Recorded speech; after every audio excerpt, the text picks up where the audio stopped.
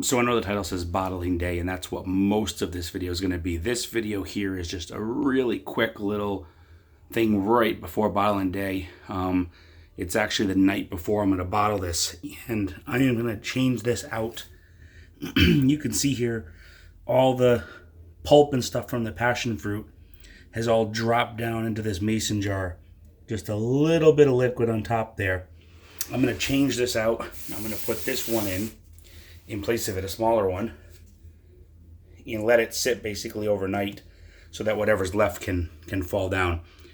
The blow-off tube here kind of came a lot in there. You can see here a lot of sediment in there and everything. So it's at a decent temperature, 68 degrees, kind of right in the middle of where it's going to be. So I'm going to go ahead and I'm not going to show this on video, but I'm going to go ahead and shut this off, the valve here, change out this mason jar, put the smaller one in, let it sit overnight, and when we come back, we'll be bottling. What's going on? So today is the day that we get to bottle the Passionfruit Weissbier. Here's the fermenter. I'm going to take that off in a minute, put the bottling attachment on, throw some sugar in. Here's some bottles. And got some more sanitizing right there. Got some more ready to go in. Some caps. There's my sugar. And here's some bottling equipment. And there's my hydrometer, the actual cap, sanitized solution, some tubes, this filter, which I'll explain, and everything. So we'll get all this set up here, and we'll get going here in a minute with this. All right, so let's get into bottling this now. Check out my new shirt here. I am secretly judging you by your beer selection.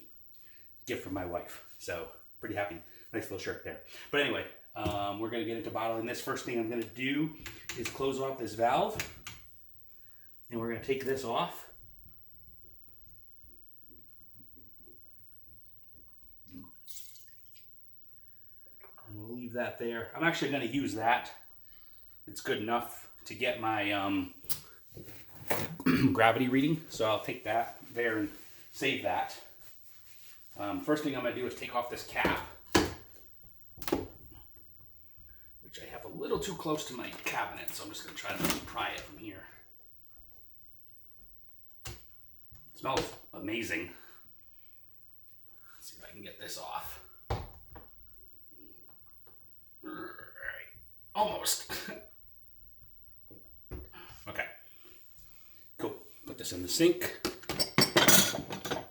All right. So we got some stuff floating in here. No big deal. That's actually what that filter's for. What I'm going to do here is I'm going to go ahead and put my solution in with my corn sugar and water. Just under 6 gallons here, so that was a pretty good yield. We're going to mix this in.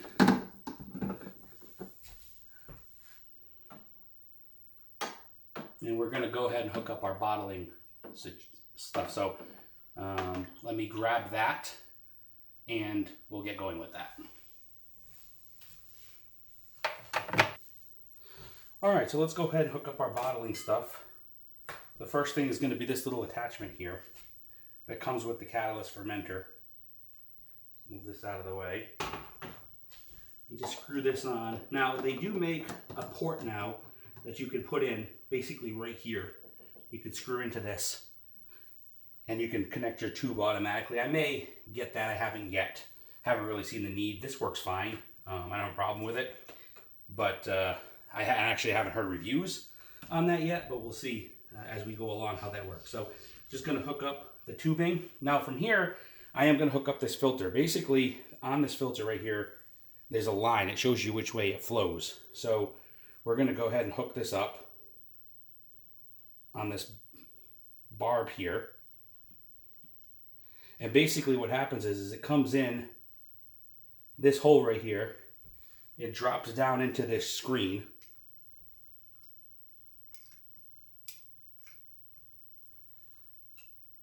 Filters through. Comes out the side and then comes back out here. So this is called the bouncer. I've used it once. It worked really well as far as clarity. So it's a cheap little $20 part. That worked well. So we're going to go ahead and keep using that. hook up the tube on the other end. Just in case I need to stop it for anything, I'm going to go ahead and put this hose clamp on. Now the filler itself has a stop on it, so you don't need it too much, but just in case, it's good to have. I'm having problems getting this on.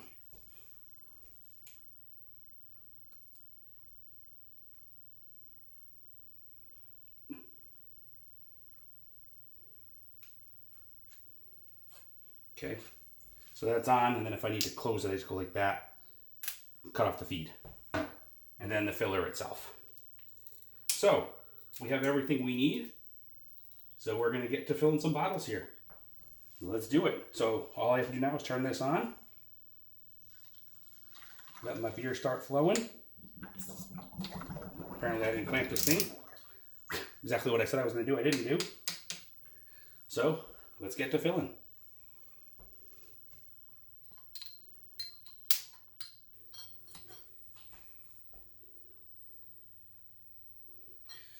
This smells incredible. I'm really happy with it. We'll take a gravity reading here shortly. And not much I can do there. That's just to check it, but I definitely don't want to leave it fermenting longer. So we're going to go ahead and fill all these bottles up. We'll see what we get for a yield.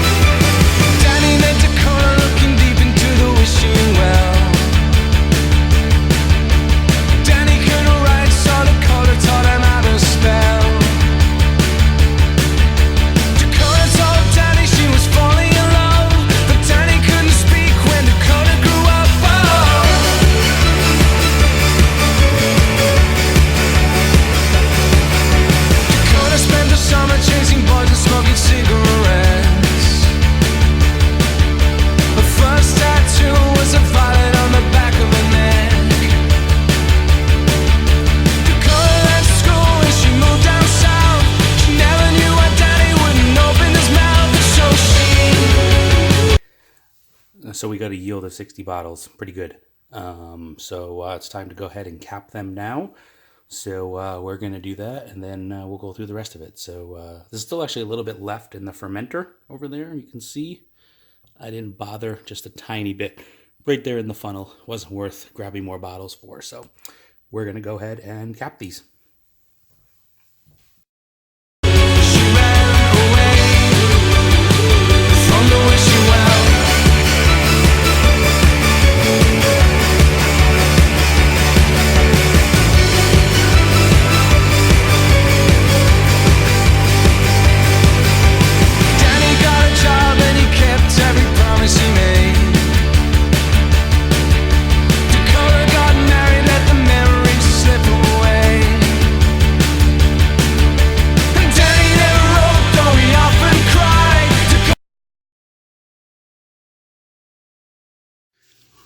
All right, so the bottling is all done. Got the hydrometer in. It looks like it finished right about 0.1, which is fine. It was at 5, so it's not a bad thing for a Weiss. It was a little bit lower than I wanted, but I did add in all that passion fruit, which is going to create a bunch more sugar. So this actually isn't 100% accurate. I mean, it's accurate there, but the initial original gravity wasn't correct because that didn't include all the 3 pounds of passion fruit and all the sugar that created. So it'll be a little higher alcohol than that. But overall, came out pretty good. Looks good, smells good. So we'll see what it's like in a couple weeks. Got 60 bottles out of it, so pretty happy with that.